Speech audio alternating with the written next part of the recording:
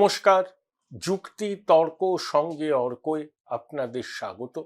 আপনাদের সঙ্গে আমি অর্কপ্রভ সরকার।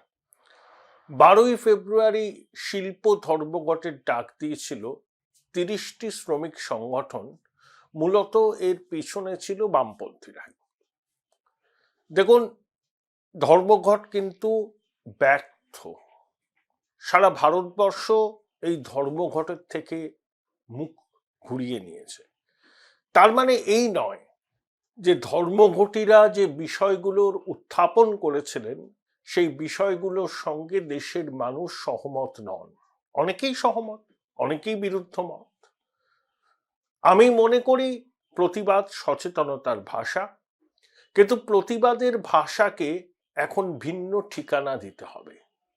আপনারা যদি চেনা পথের পথিক আর বাধাগতের বাজনাদার হন, ফি বছর নিয়ম করে 2-3টে শিল্প ধর্মঘট ডাকেন, তাহলে বলতে বাধ্য হচ্ছি সংগঠিত সংখ্যালঘুর এই অত্যাচার অসংগঠিত সংখ্যাগরিষ্ঠের বিরুদ্ধে। এর সমর্থন কোনো শুভবুদ্ধি সম্পন্ন মানুষ করবে না। সংখ্যালঘুদের এই সংগঠিত অত্যাচার ভারতবর্ষের অসংগঠিত সংখ্যাগরিষ্ঠের বিরুদ্ধে এর একটা নিষ্পত্তি হওয়া প্রয়োজন। নিষ্পত্তি হয়ে গেছে, কিন্তু এখনো ওই বাম শাসিত কেরলে এসব ডাকলে পরেই সর্বাত্মক ধর্মঘটের চেহারা নেয়। তার মানে এই নয় যে প্রতিবাদ করা যাবে না। প্রতিবাদের নতুন ভাষ্য, নতুন ঠিকানা তৈরি করতে হবে। আপনাদের মতামত জানার অপেক্ষায় রইলাম। 2, দেখুন, লক্ষ্মীর ভান্ডারকে অনেকেই বলেন ভিক্ষার দান। অনেকেই বলেন। একসময় 2021-এর পরে বামপন্থীরা তো এটা বলেইছিলেন যে লক্ষ্মীর ভান্ডার ভিক্ষার দান। আমি এই দ্বিচারিতাটা নিয়ে আপনাদের বলতে চাই, লক্ষ্মীর ভান্ডারের প্রাপক হওয়া উচিত একদম ওই লাইনের শেষ প্রান্তে দাঁড়ানো মাতৃশক্তি। সবার জন্য লক্ষ্মীর ভান্ডার হওয়া কখনোই উচিত নয়।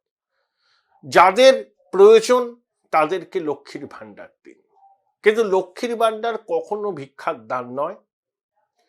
আবার ধরুন, ভারতবর্ষে কর্মক্ষেত্রে যারা আছেন প্রত্যক্ষভাবে, তাদের 1% হচ্ছে সরকারি কর্মচারী।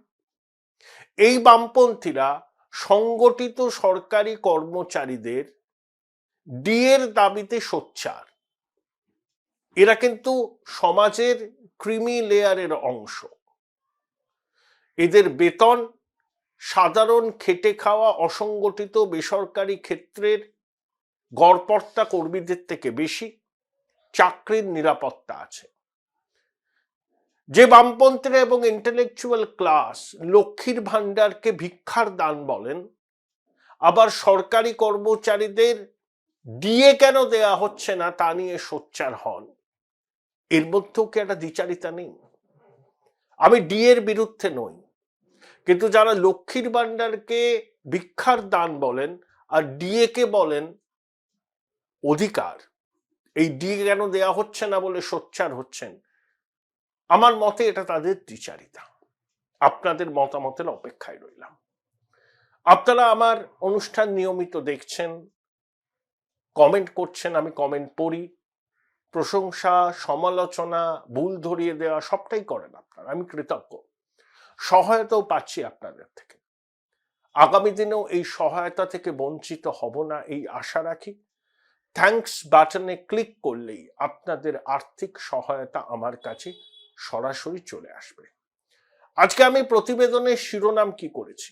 খেলা জমে ক্ষীর। তার আগে আর একটা জিনিস তো বলা প্রয়োজন। নেহেরু জমানার রীতি ট্র্যাডিশন ভেঙে প্রধানমন্ত্রীর কার্যালয় সাউথ ব্লক থেকে সরে সেবা তীর্থে আসছে। সেন্ট্রাল ভিস্তার অদূরে দারাসুকো সরণিতে প্রধানমন্ত্রীর নতুন দপ্তর এবং সেবা তীর্থ তৈরি হচ্ছে। অবশ্যই এটা নিয়ে ওই কোভিড কালের কাজ শুরু হয়েছিল, তখন খুব হৈ হৈ হয়েছিল। আমাদের একটা কি বলবো আর কি, ঐতিহ্যের নামে ঔপনিবেশিক মানসিকতাকে লালন পালন করার একটা চিরায়ত ঐতিহ্য আছে। সেই ঐতিহ্যকে যখন ভাঙার চেষ্টা হয় তখনই ইকোসিস্টেম গেল রব তোলে যে ভারত বুঝি রসাতলে যাচ্ছে। আজকের প্রতিবেদনের উপজীব্য হচ্ছে সদ্য অনুষ্ঠিত বাংলাদেশের সাধারণ নির্বাচনের ফলাফল। এই প্রতিবেদন আপনারা যখন দেখবেন তখন বাংলাদেশের নির্বাচনের সার্বিক ফলাফল আপনাদের সামনে চলে এসছে। বিএনপি 2/3 সংখ্যাগরিষ্ঠতা নিয়ে ক্ষমতায় আসছে। 35 বছর পর বাংলাদেশে কোনো পুরুষ প্রধানমন্ত্রী হচ্ছেন। দীর্ঘ 17 বছর নির্বাসনে থাকার পর তারেক রহমান ফিরলেন অনেকটা ওই ভিডি স্টাইলে, এলেন, দেখলেন, জয় করলেন। ভারতবর্ষের প্রধানমন্ত্রী নরেন্দ্র মোদী এক্স হ্যান্ডেলে পোস্ট করে তারেক রহমান এবং বিএনপিকে এই ঐতিহাসিক জয়ের জন্য অভিনন্দন জানিয়েছেন। আমরা আশা করি ভারত বাংলাদেশের সম্পর্কের যে সোনালী অধ্যায়, সেই সোনালী অধ্যায় আবার পুনঃপ্রতিষ্ঠিত হবে। এখানেই কতগুলো প্রশ্ন আসছে। প্রথম কথা, এটা ঠিক যে প্রত্যাশা মতোই বিএনপি জয়ী হয়েছে। জামাতে ইসলামী দ্বিতীয় স্থান দখল করেছে, তাদের প্রাপ্ত আসন 70। অতীতে জামাত সর্বোচ্চ বিএনপির জোট সঙ্গী হিসাবে দেখে বা একা লড়ে 18টার বেশি আসন কখনো পায়নি। সেদিক থেকে দেখতে গেলে এটা জামাতের উল্কা সদৃশ্য উত্থান। বাংলাদেশের রাজনীতিতে জামাতের উত্থান মানে পাকিস্তানের প্রভাব বাংলাদেশের মাটিতে বাড়া। কারণ জামাত মুক্তিযুদ্ধের পক্ষের শক্তি, রাজাকার, আল শামস, আল বাদারের এরা কিন্তু উত্তরসূরি।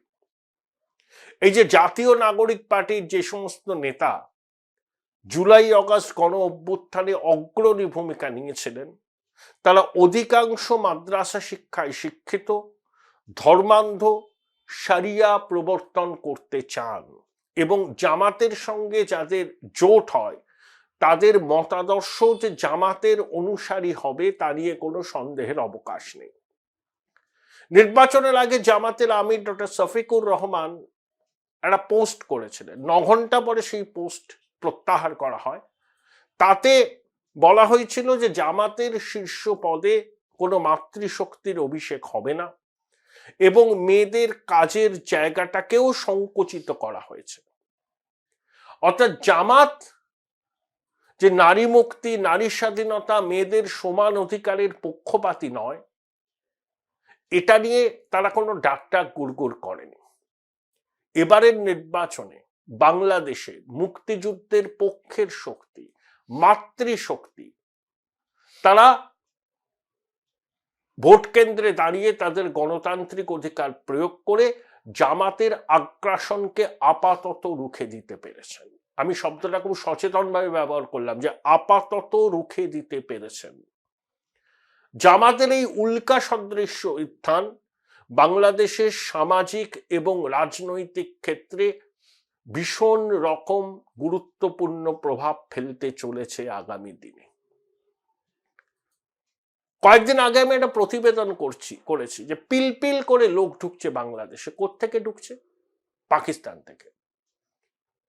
একটা প্রতিবেদনে বেরিয়েছিল ফেব্রুয়ারি মাসের প্রথম দিনে, 1 ফেব্রুয়ারি, করাচি থেকে ঢাকায় একটি বিমান, বাংলাদেশের বিমানে 13 জন সন্দেহভাজন লস্কর জঙ্গি এসেছিল।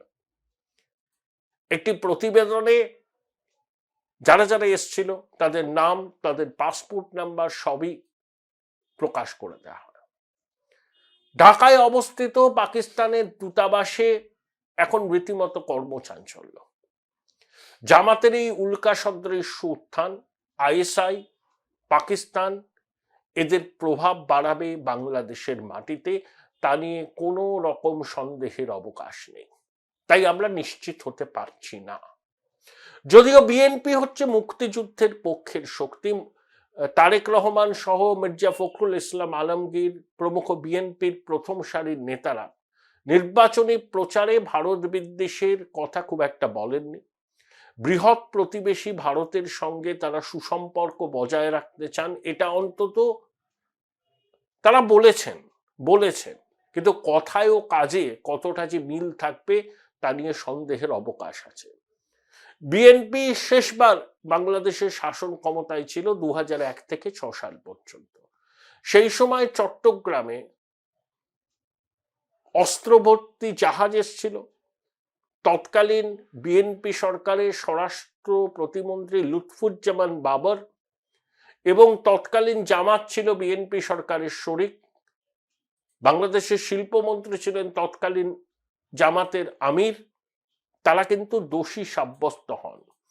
লুৎফুজ্জামান বাবর দীর্ঘ কারাবাসের পর তার কারামুক্তি হয়েছে অন্তর্বর্তী সরকারের আমলে।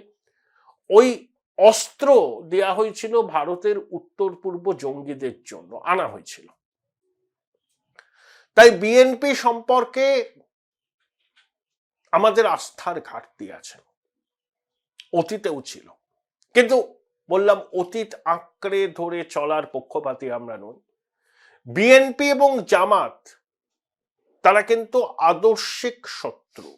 আওয়ামী লীগ এবং বিএনপি রাজনৈতিক প্রতিপক্ষ, কারণ দুটো দলই মুক্তিযুদ্ধের চেতনাকে হৃদয়ে ধারণ করে। জামাত হচ্ছে মুক্তিযুদ্ধের বিরোধী পক্ষ, যারা স্বাধীন বাংলাদেশের অস্তিত্বকে স্বীকার করতে চায়নি। তারা মনে করত বাংলাদেশের গঠন হচ্ছে জিন্নাত দ্বিজাতি তত্ত্বের মূলে কুঠারাঘাত। সেই জামাতের এই উত্থান আমাদের কপালে দুশ্চিন্তার বলিরেখাগুলোকে যে প্রকট করবে তা নিয়ে কোনো সন্দেহের অবকাশ নেই। অতীতে আমাদের কিছু কিছু পর্যবেক্ষণ ভুল ছিল। সবকটা ডিমকে যদি আপনি এক বাক্সে রাখেন, তাতে যা হয় তাই হয়েছে। আওয়ামী লীগের প্রতি আমাদের অতিরিক্ত নির্ভরতা বিএনপির সঙ্গে আমাদের সম্পর্কের সৈত্য অনেকটা বাড়িয়েছিল। আমি দোষ দিই না ভারত সরকারকে, কারণ 2001 থেকে 6 এই কালপর্বে বিএনপি যখন ক্ষমতাসীন ছিল, তখনই কিন্তু চট্টগ্রামে উত্তর পূর্বের জঙ্গিদের জন্য অস্ত্র এসেছিল। এবং বিএনপিও কিন্তু জামাতের মতো সরাসরি না হলেও অনেক ক্ষেত্রে পাকিস্তানের দোসরের ভূমিকা পালন করেছে। পাকিস্তান একটি রোগ স্টেট বা দুর্বৃত্ত রাষ্ট্র, এবং জামাত এই দুর্বৃত্ত রাষ্ট্রের প্রধান সহযোগী।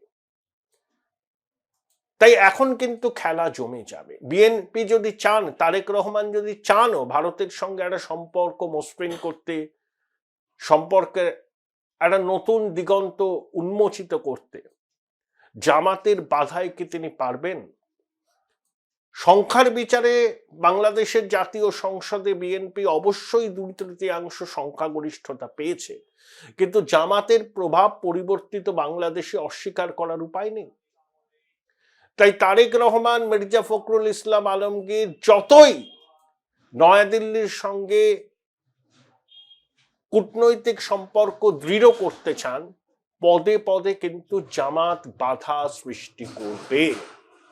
জামাত কোনো অবস্থাতেই চায় না ভারতের সঙ্গে একটা সুসম্পর্ক তৈরি হোক।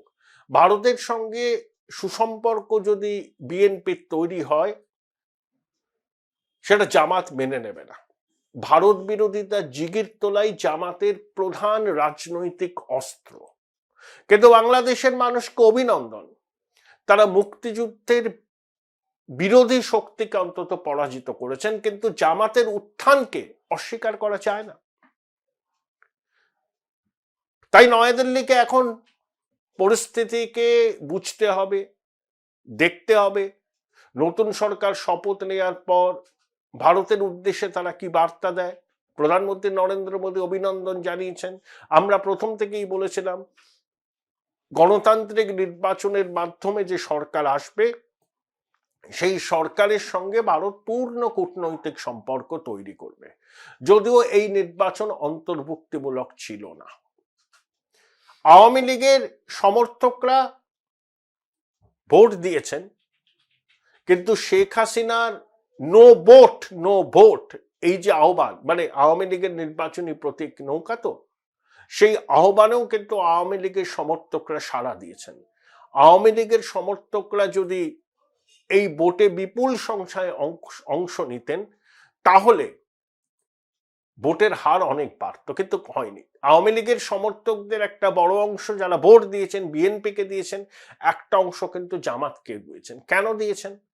বিএনপির বিরুদ্ধে অভিযোগ তোলাবাজি, চাঁদাবাজি। এই অন্তর্বর্তী সরকারের শাসনকালে বিএনপির অনেক স্থানীয় নেতা, বড় নেতা অবাধে লুটতরাজ চালিয়েছেন। কিন্তু জামাত আওয়ামী লীগের প্রতিপক্ষ হলেও বিশেষ করে রুরাল বাংলাদেশে আওয়ামী লীগের কর্মী সমর্থকদের পাশে দাঁড়িয়েছেন, অনেক ক্ষেত্রে তাদের আইনি সুরক্ষাও দিয়েছেন। এটা কিন্তু বাস্তব। তাই আওয়ামী লীগের সমর্থক যারা ভোট দিয়েছেন তারা সবাই যে বিএনপিকে ভোট দিয়েছেন তা নয়, তাদের একটা অংশ জামাতকেও ভোট দিয়েছেন, এটাও মানতে হবে। আর বাংলাদেশের ধর্মীয় সংখ্যালঘুরা মানে হিন্দুরা, বৌদ্ধরা, শিখ, খ্রিস্টান এবং যারা পার্বত্য অঞ্চলে থাকেন, চট্টগ্রাম, তাদের সিংহভাগ ভোট হয়তো বিএনপি পেয়েছে। বাংলাদেশে একটা সরকার তৈরি হচ্ছে, এখনই আনন্দে উদ্বাহু হয়ে নাচার মতো পরিস্থিতি হয়নি। কারণ ইউনূস শেষ পর্যন্ত কি খেলা খেলবেন সেটা কেউ জানেন না। জুলাই সনদ, যেটা ইউনূসের মেন এজেন্ডা, সেখানে হ্যাঁর পক্ষে বেশি ভোট পড়েছে। ইউনূসের পরবর্তী পদক্ষেপ কি হবে? তারেক রহমান প্রধানমন্ত্রী হিসেবে শপথ নিলে রাষ্ট্রপতি শাহাবুদ্দিন হয়তো পদত্যাগ করবেন। সেই শূন্যস্থান কি ইউনূস পূরণ করবেন? ইউনূস বাংলাদেশের ক্ষমতা ছাড়তে চান না। যে কোনো মূল্যে জীবনের উপান্তে এসে এই লোভী সুদী বৃদ্ধ ক্ষমতার মধুটা খেতে চান।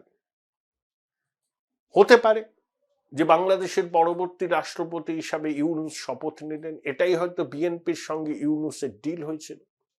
আবার এমনও হতে পারে, যেটা শোনা গিয়েছিল, রাষ্ট্রপুঞ্জের পরবর্তী মহাসচিব হিসাবে নিজের জায়গা পাকা করতে ইউনূস জোর লবি চালাচ্ছেন।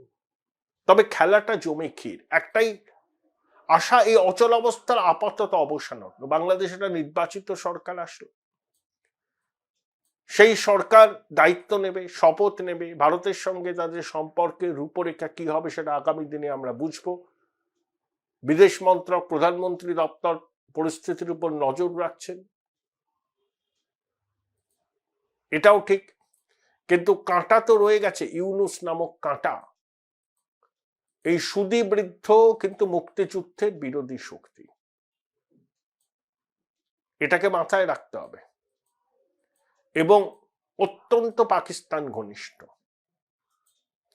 তবে বিএনপির এই জয়ে পাকিস্তান খুব একটা যে খুশি হবে না সেটা নিয়ে কোনো সন্দেহ নেই। তারা চেয়েছিল যেন তেন প্রকারে জামাতকে ক্ষমতাসীন করা। যাই হোক, বাংলাদেশের শুভবুদ্ধি সম্পন্ন মানুষ পাকিস্তানের এই ছক আপাতত বানচাল করে দিয়েছে। কিন্তু এই মুহূর্তে বাংলাদেশে শান্তি ফিরে আসবে, অস্থিরতা চলে যাবে, আমি এতটা আশাবাদী নই। কারণ প্রচুর অস্ত্র বাংলাদেশে বহু দুষ্কৃতীর হাতে আছে, সেই অস্ত্র উদ্ধার করা যায়নি। সেনাপ্রধান ওয়াকারুজ্জামান, তার ভবিষ্যৎ কি হবে? তিনি কিন্তু প্রথম থেকে নির্বাচনের কথা বলেছিলেন এবং ক্ষমতাসীন যবে থেকে হয়েছিলেন ইউনূস তবে থেকেই তিনি বলছেন যে সর্বোচ্চ 18 মাসের মধ্যে নির্বাচন করতে হবে। সেই সময়সীমার কাছাকাছি নির্বাচন হয়েছে। তো ওয়াকারের অবসর নেওয়ার তো এখনো বাকি আছে। তিনি কি সেনাপ্রধান থাকবেন? তারেক রহমানের সঙ্গে তার কি আস্থার সম্পর্ক তৈরি হবে, নাকি বাংলাদেশের কোনো পরবর্তী সেনাপ্রধান আসছেন যিনি জামাত ঘনিষ্ঠ, পাক ঘনিষ্ঠ?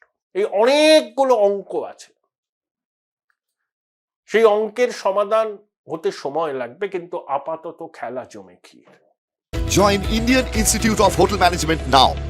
Right choice, right decision.